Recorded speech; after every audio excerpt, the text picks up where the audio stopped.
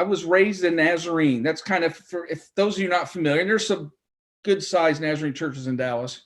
It's I would call it a Methodist who still believes their book of discipline.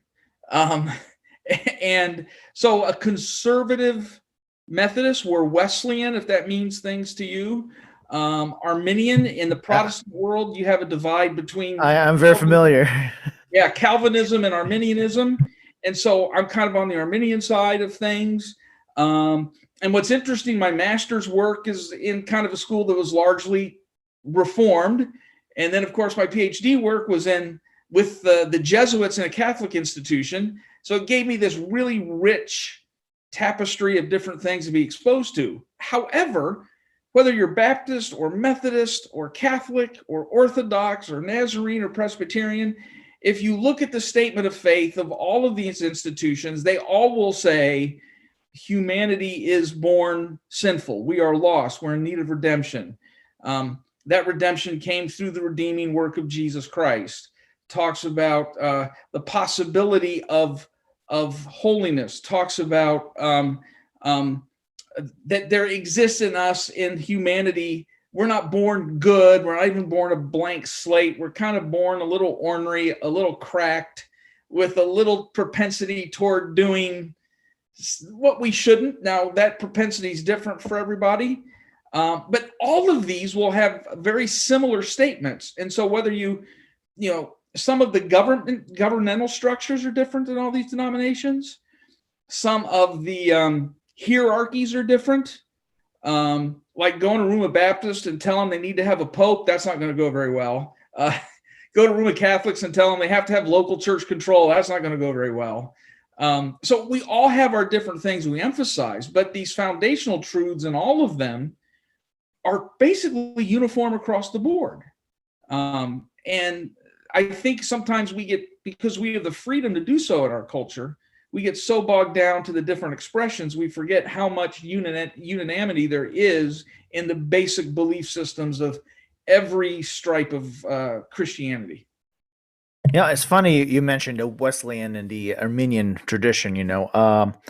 I grew up in that Wesleyan Arminian tradition of Christianity, and I've always had debates with my Calvinist friends about, especially like the fact that a lot of my friends who are not Christian, who are not familiar with the churches, they tend to kind of define us in the worst way possible, and in many ways, not exactly how I view things.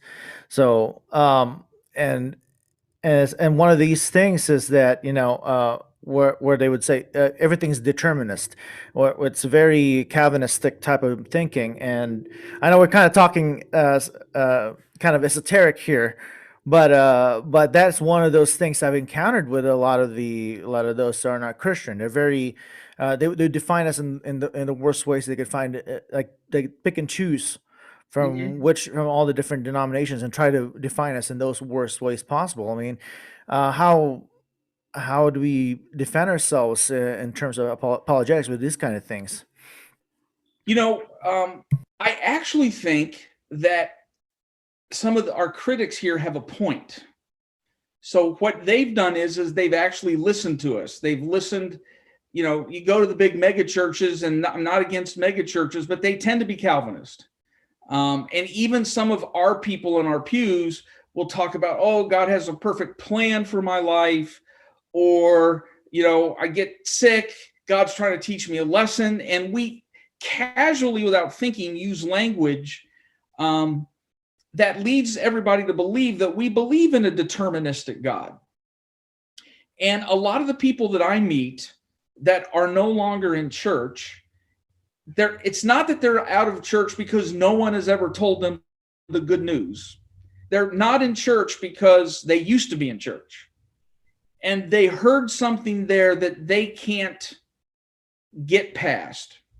So they've been told that God has planned everything for your life, and then they lose a 1-year-old baby to bone cancer, or their wife dies of breast cancer at 35, or someone they knew was hit by a drunk driver. The drunk driver walked away, and the family in the minivan was all killed. And they say, why doesn't God stop it? Why? God knew it was coming. And well, there's a whole lot of presuppositions there that I'm not sure that I agree with. Thank you for joining me in this segment of the Free Mike Podcast. You can catch the full episode in Rumble, Minds.com, YouTube, Apple Podcasts, and Spotify. If you enjoy my content, please consider leaving a like, Rumble, or subscribe for future content.